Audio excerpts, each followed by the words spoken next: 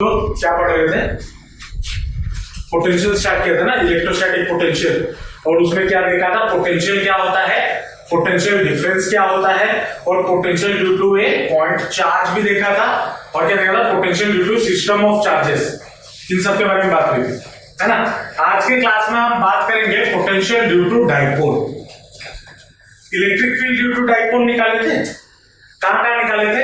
Eight its general position, at its axial position और at its equatorial position. तीन position पे निकाले थे। आज हम पहले इलेक्ट्रिक फील्ड निकाले थे इसके पहले वाले चैप्टर में। आज के क्लास में हम निकालेंगे electrostatic potential due to a dipole at its axial position, at its equatorial position और एट इट्स जनरल पोजीशन। ये करेंगे।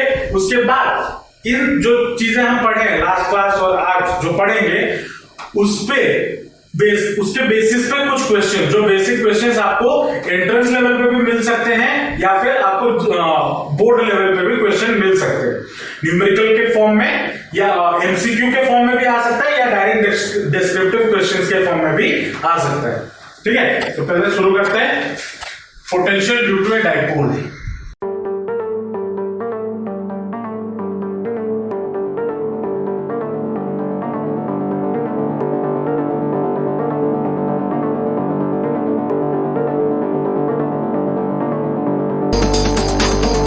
अब डाइपोल में अगर याद करो, हमने डाइपोल पढ़ने से पहले एक चीज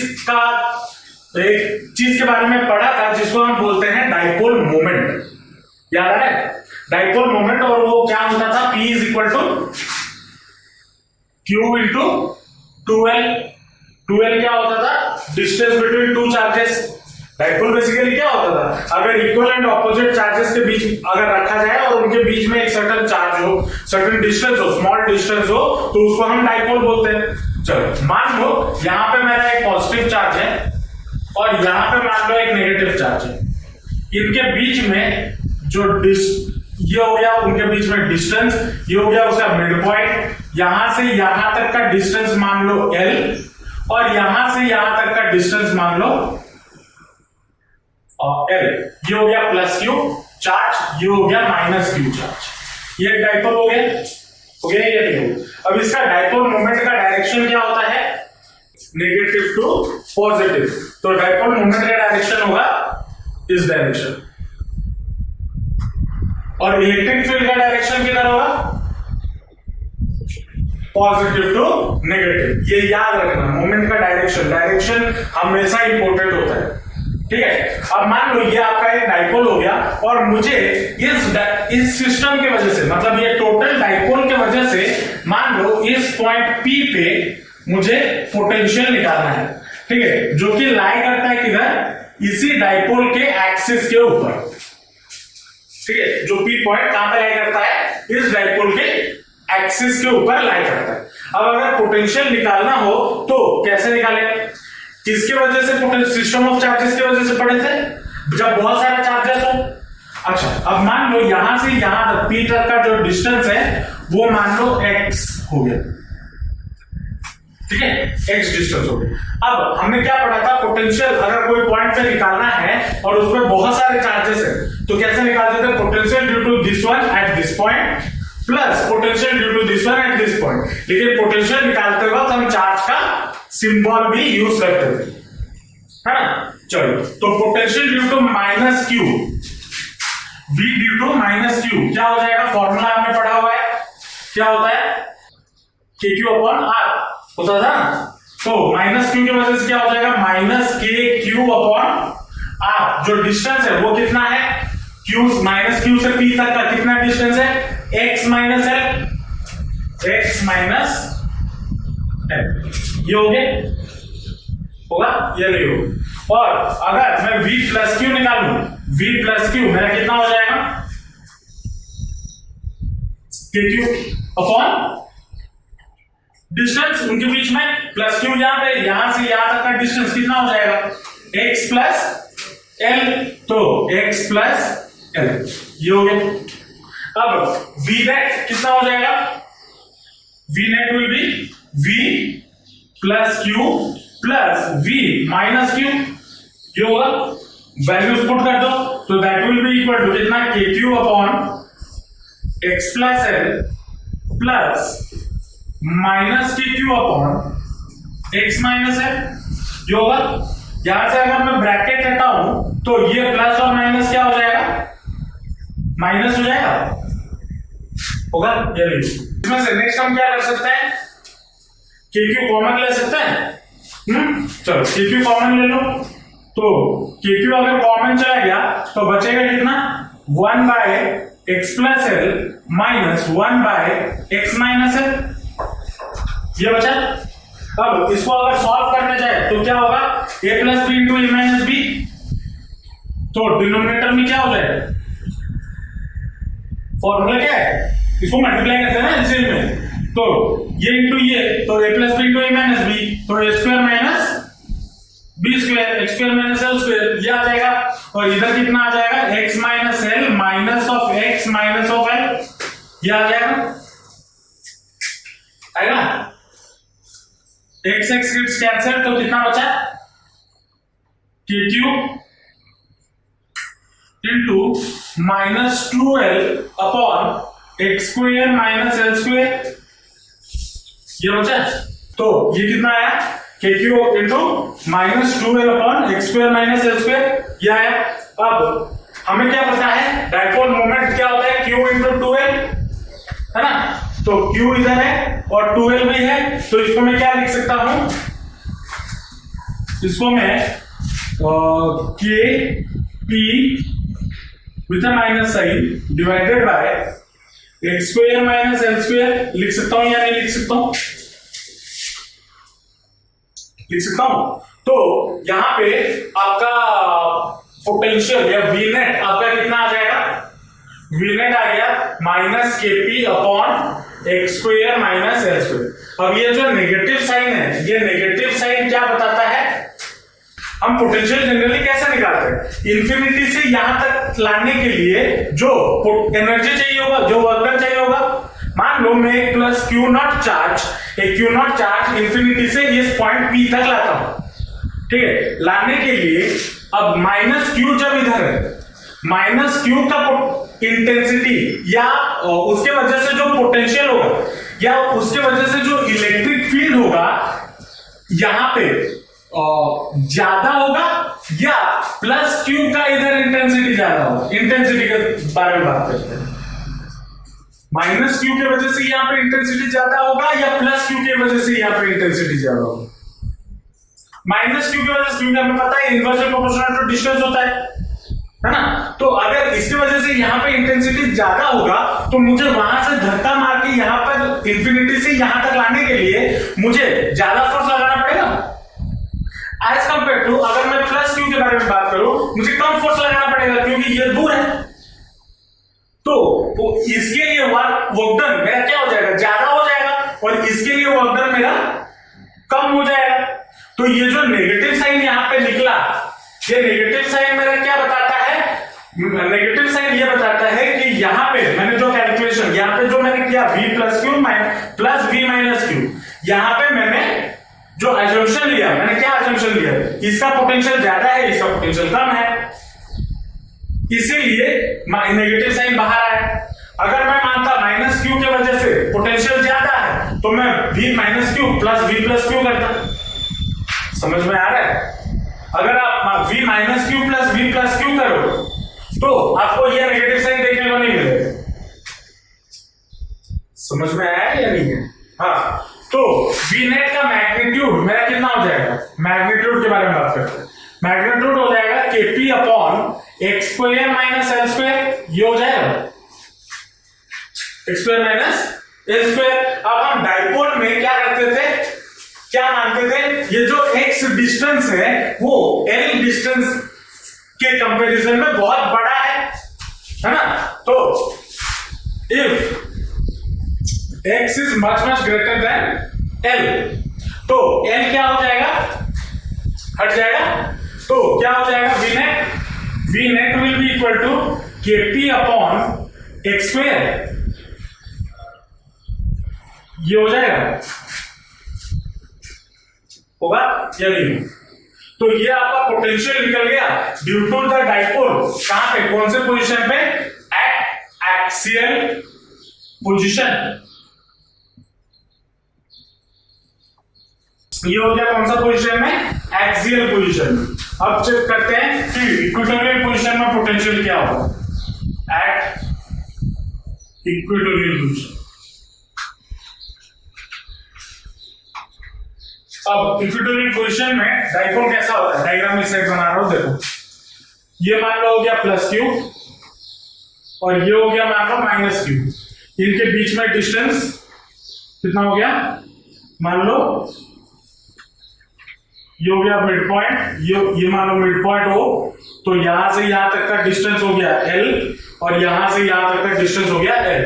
ठीक है, इधर से एक परपेंडिकुलर डिस्टेंस, ये पॉइंट P, ये हो गया 90 डिग्री। और मुझे इस पॉइंट पे इस डाइपोल की वजह से, ये माइनस क्यू ये प्लस क्यू, इस डाइपोल की वजह से इस पॉइंट पे निकालना है क्या, पोटेंशियल।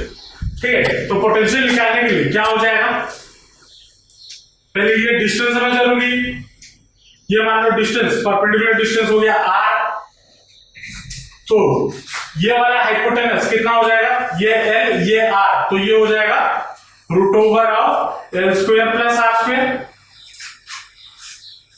होगा।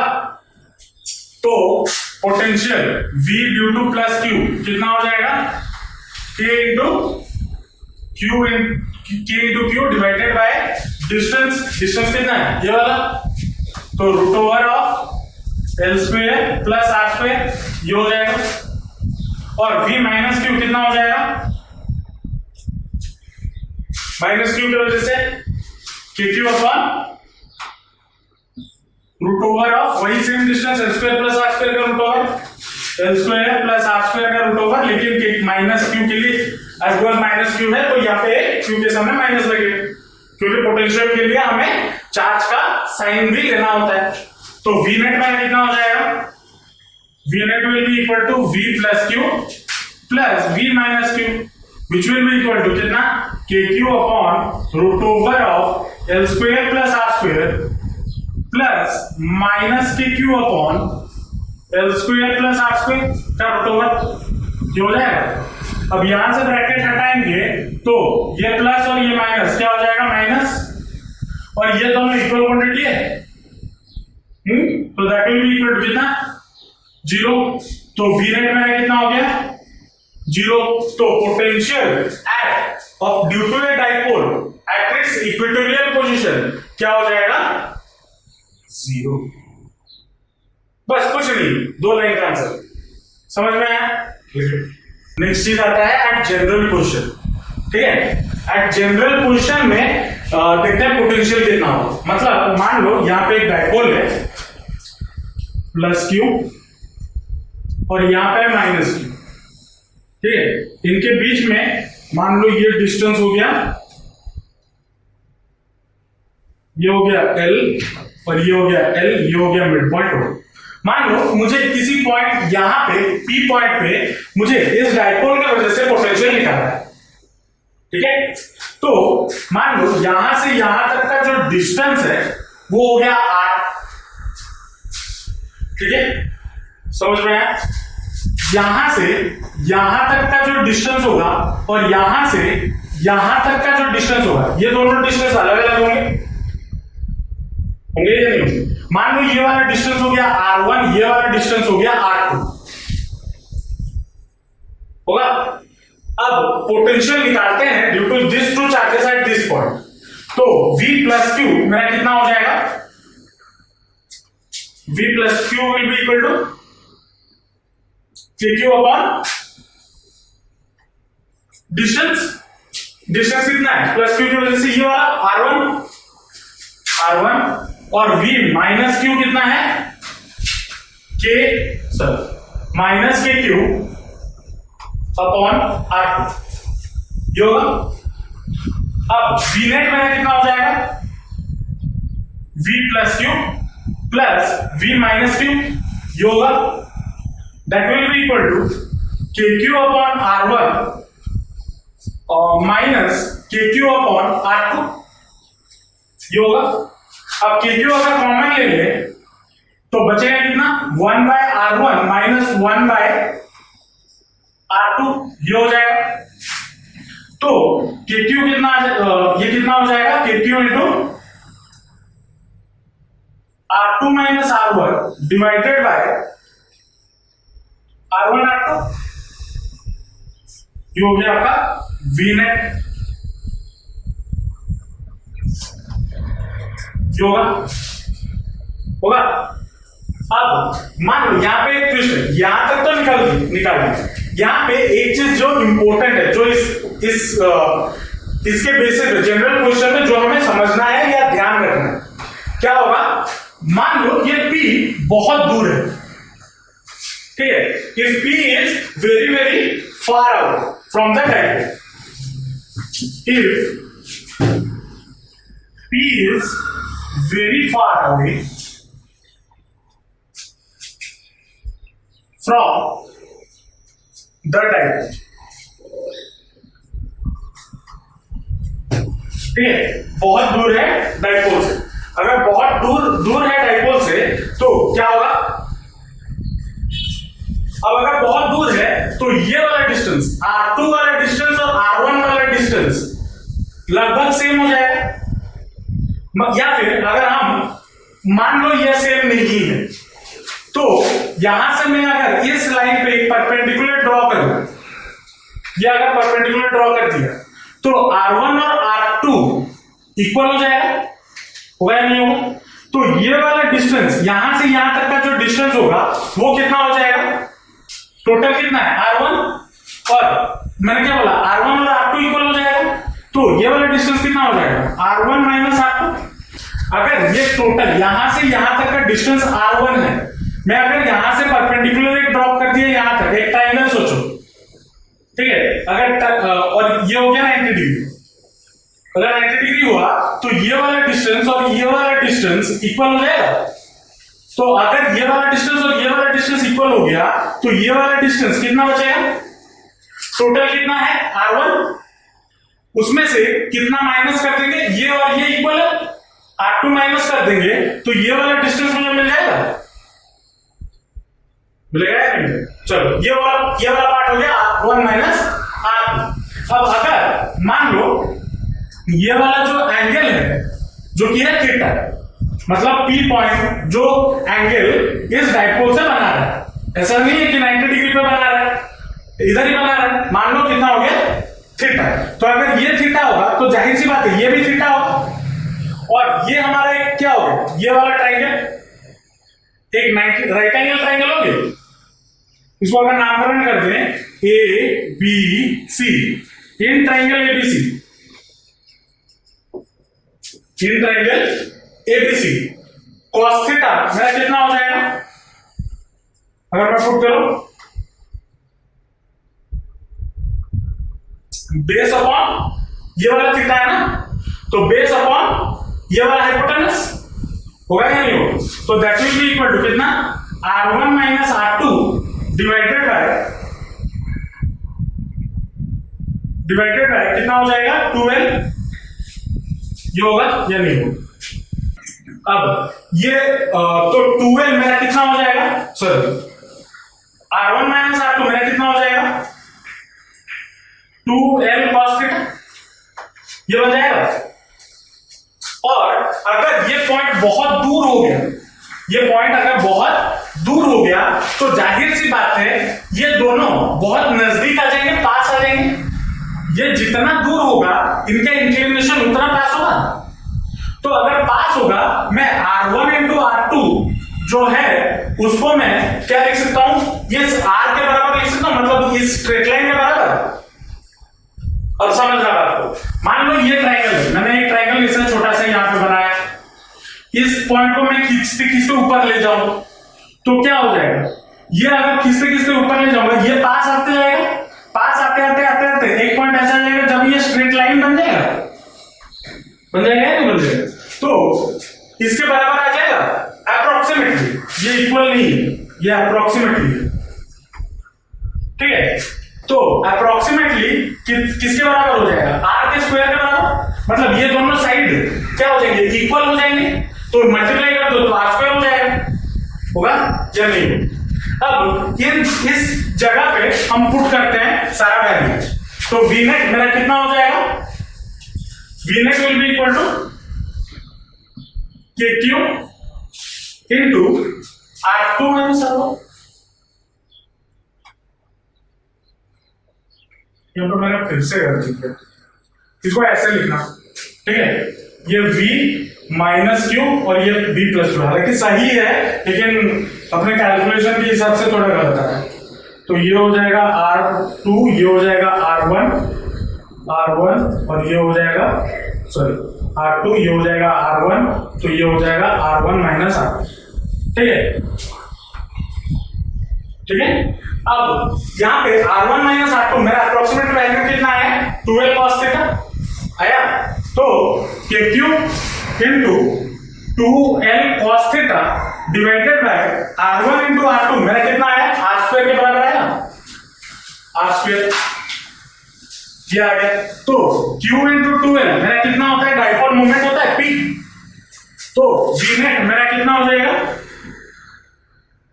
K into P cos theta divided by R square, ये हो जाएगा,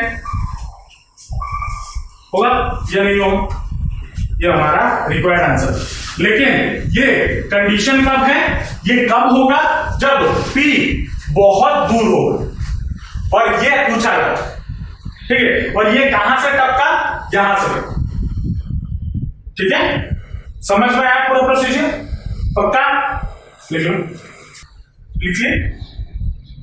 अच्छा, जो समझाया समझ में आया, पक्का, कोई डाउट।